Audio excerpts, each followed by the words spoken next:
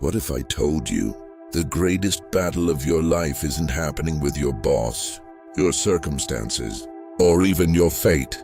What if the fiercest war you're fighting is happening inside your own mind? Every day, every hour, every moment, silently, without a sound, without an audience, without anyone knowing it's even taking place. And the strange part is, most people spend their entire lives fighting this battle without ever realizing it exists. They believe their anxiety comes from the world around them. Their anger comes from other people. Their stress is caused by circumstances. Their unhappiness is the result of bad luck. But what if none of that is entirely true? What if the biggest problem in your life isn't what is happening to you, but what you're thinking about what is happening to you? Pause for a moment and consider this. Two people walk through the exact same storm. One breaks, the other becomes stronger. One burns with resentment, the other quietly moves forward. One lies awake night after night, the other sleeps peacefully. So here's the question. If the storm was the same, why was the outcome different? That question captured the attention of a few extraordinary people more than 2,000 years ago. A slave who owned nothing, not even his freedom. A merchant who lost everything and faced exile. And a Roman emperor who ruled over one of the most powerful empires in human history. Their lives couldn't have been more different. Yet somehow they arrived at the same destination, inner peace. A kind of peace that could not be shaken by circumstances. A kind of peace that wasn't inflated by praise and wasn't destroyed by criticism. Today the world knows this philosophy as Stoicism. But Stoicism is more than a philosophy. It's a psychological weapon, an inner shield. A system designed to teach you something most people never learn. How to stop ruling the world around you and start ruling the world within you. Because that's where most lives are quietly lost. Not in failure, not in tragedy, but in a lack of understanding about where true control actually exists. At first glance, it feels like we're making our own decisions. But modern psychology reveals something unsettling. Your brain was not designed for happiness. It was not designed for peace. It was not designed for wisdom. It was designed for survival. And survival comes with a cost. Your mind is constantly scanning for threats, potential problems, potential failures, potential losses, potential rejection, potential pain. And slowly, without realizing it, you begin fighting battles that don't even exist.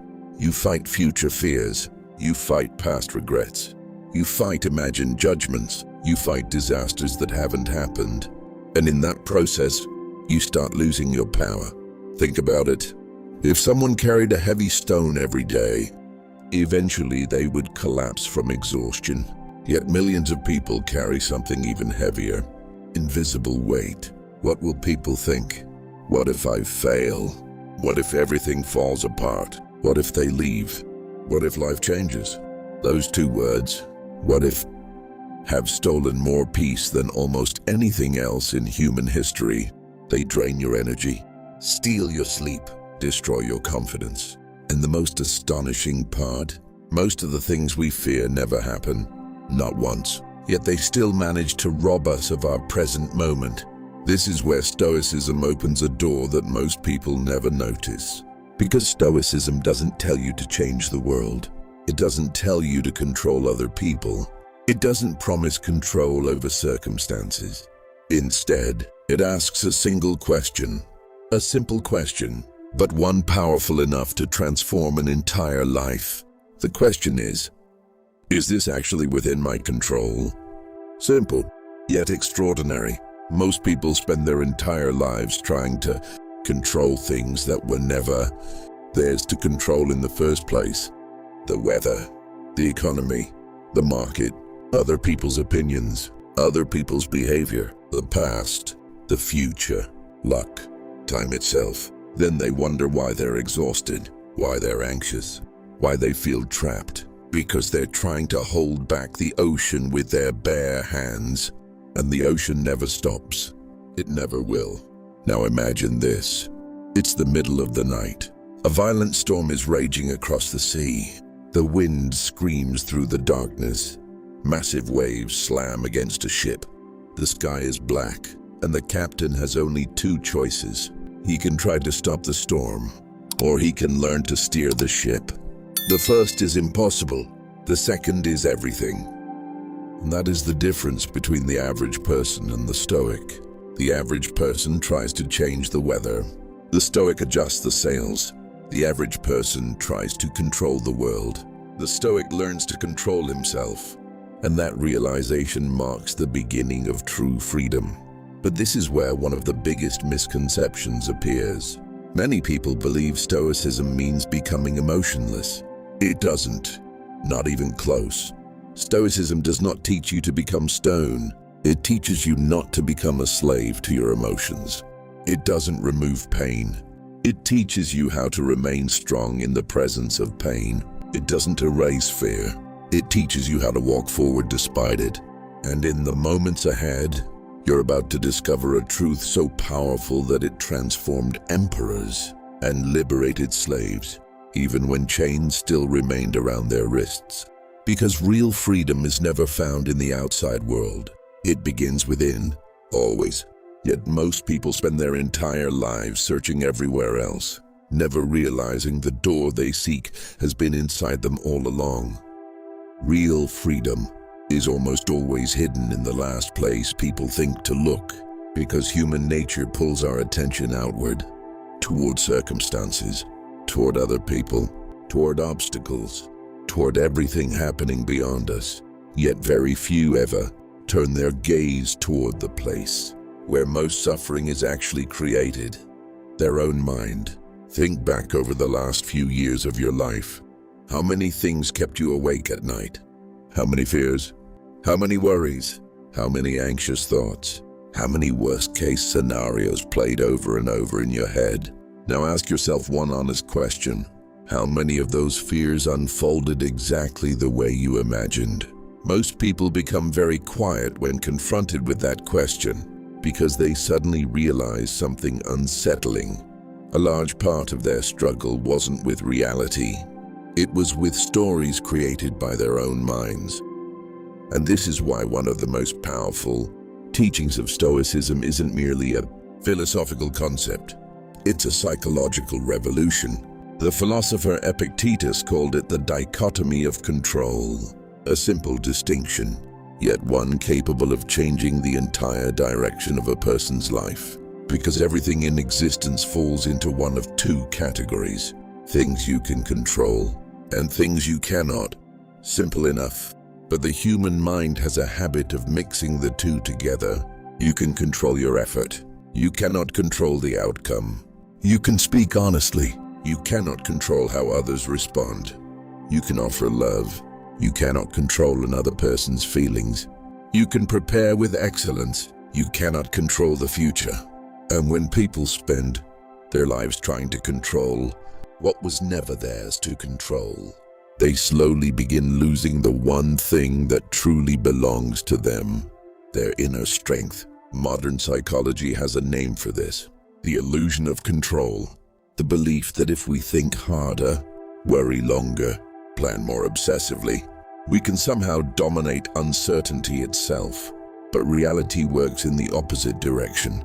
The more desperately we seek control, the more powerless we begin to feel, because life keeps reminding us of an uncomfortable truth. The universe does not negotiate with our plans, and this is where anxiety is born. Most people think anxiety is fear of the future, but that's only part of the story. At its core, anxiety is often the exhausting attempt to control a future that has not yet arrived. That distinction changes everything, because on the other side of that realization, peace begins to appear. Imagine an archer standing on a quiet field. For years he has trained. He has refined his technique, strengthened his body, sharpened his focus. Now he draws the bowstring back. Steady, calm, certain. And then he releases the arrow. But the moment it leaves the bow, the wind may shift. The weather may change. Something unexpected may happen. the result is no longer entirely his. The Stoics understood this. They believed a wise person's success is not measured by whether the arrow hits the target. It is measured by whether the shot was taken with excellence. To the modern mind, that sounds strange, because we've been conditioned to believe results are everything. Achievements, recognition, victories, numbers, outcomes. But the Stoics asked a question few people ever consider. If the outcome is all that matters, why are you placing your happiness in the hands of something you never controlled in the first place? That question shakes the foundations of the mind, because suddenly people begin to see something they had overlooked for years. Their happiness, their confidence, their self-worth, their identity, all tied to things that can disappear overnight. And that is a form of slavery, invisible slavery, the kind that leaves no chains on the wrists, yet traps millions of people every day. One person measures their value through likes and followers, another through income, another through praise, another through status. And when those things begin to crumble, their entire sense of self crumbles with them, because they built their identity on shifting sand. Stoicism offers a different path. If you want peace, build your foundation where no storm can reach. But where is that place?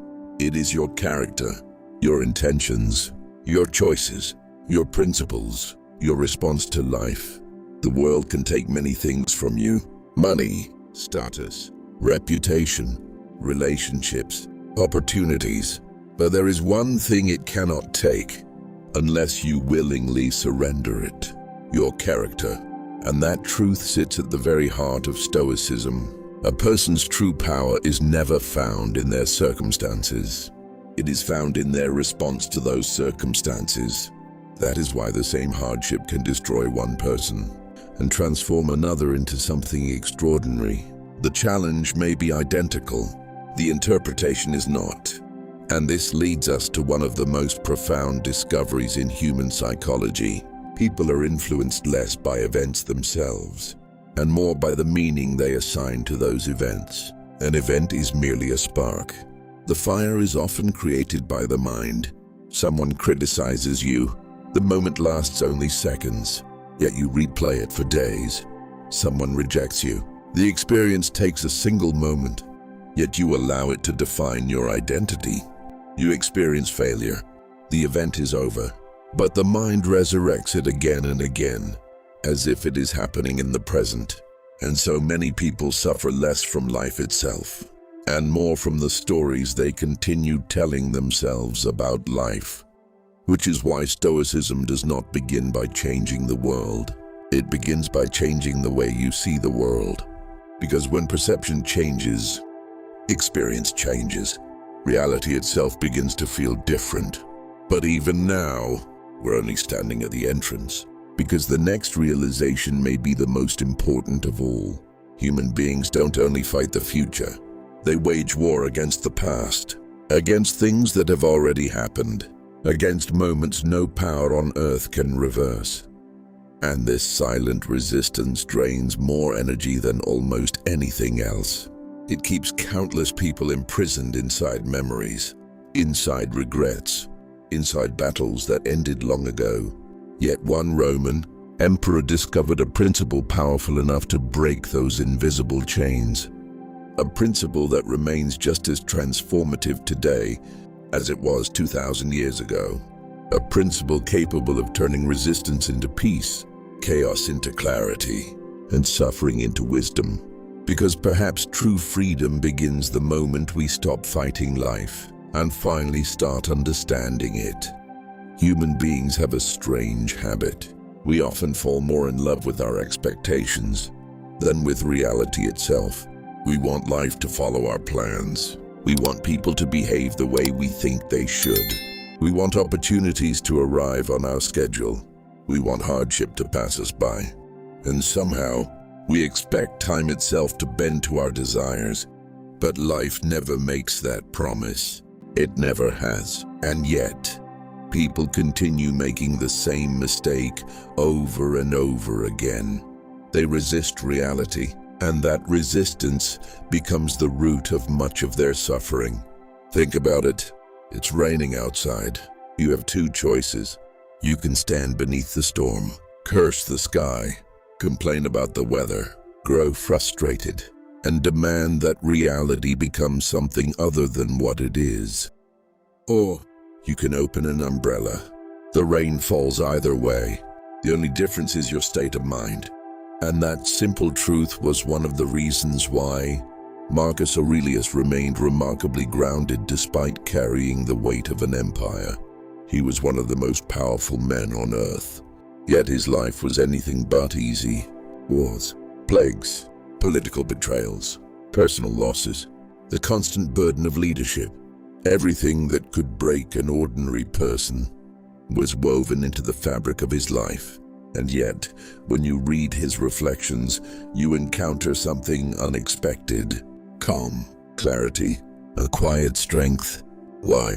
Because he accepted a truth that most people spend their entire lives resisting. Life will not unfold according to your preferences. And strangely enough, that is where freedom begins. At first, this idea sounds disappointing, even unsettling. But in reality, it is the doorway to liberation. Because the moment you stop demanding that reality obey your expectations, you stop wasting energy fighting what already exists. And when resistance disappears, energy returns. Psychology has an interesting observation. What you resist often persists. The harder you push away a fear, the more attention it demands. The faster you run from pain, the more closely it follows. The more aggressively you reject reality, the more psychological tension you create. This is why Stoicism does not teach escape. It teaches acceptance. And there is an important distinction here. Acceptance is not surrender. Acceptance is seeing reality clearly. The person who gives up says, "There's nothing I can do." The Stoic says, "This is what happened. Now let's see what can be done next." Those statements may sound similar, but they lead to entirely different lives. One creates helplessness, the other creates power. One builds a prison, the other opens a door. And this is where many people misunderstand strength. They believe strength means controlling everything, controlling outcomes, controlling people, controlling circumstances, controlling life itself. But true strength has never been about controlling everything. True strength is remaining steady despite everything. Imagine standing beside a river. The water moves endlessly toward the horizon. You can step into it. You can study it. You can work with its current, but no amount of force will stop it from flowing. Life is much the same. It keeps moving. Seasons change. People arrive. People leave. Doors open. Doors close. Joy appears. Pain follows. Nothing remains exactly as it is. And perhaps that is what human beings fear most: change. Because the mind craves certainty. It craves stability. It craves prediction. It wants guarantees. But the universe operates by a different law, the law of change. And when a mind that craves certainty lives in a world defined by uncertainty, anxiety is born. This is why Stoicism does not make people stronger against life. It teaches them to move with life, to flow with reality instead of colliding with it. And that shift creates a kind of peace that feels almost impossible to describe. Marcus Aurelius once reminded himself, "What happens to you is part of the natural order." Pause and sit with that thought for a moment. What if every hardship isn't merely an enemy? What if it's part of the path? What if every obstacle isn't a punishment, but a form of training? What if every loss isn't only an ending, but the beginning of a deeper understanding? Suddenly, the entire landscape changes. The event remains the same, but its meaning transforms. And when meaning changes, emotion follows.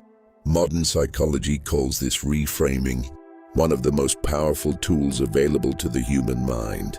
The event stays exactly where it is. Only the interpretation changes, yet that change can alter an entire life. Two people experience the same failure.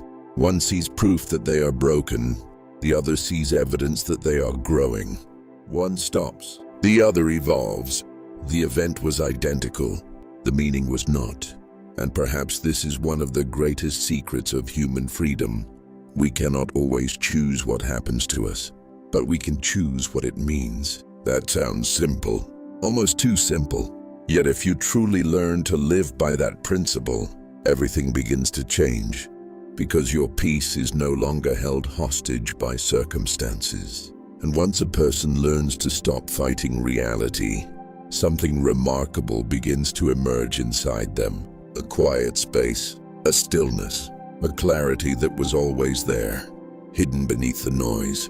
For the first time, they can observe their thoughts without being consumed by them, watch emotions arise without being dragged away by them, notice fear without becoming fear.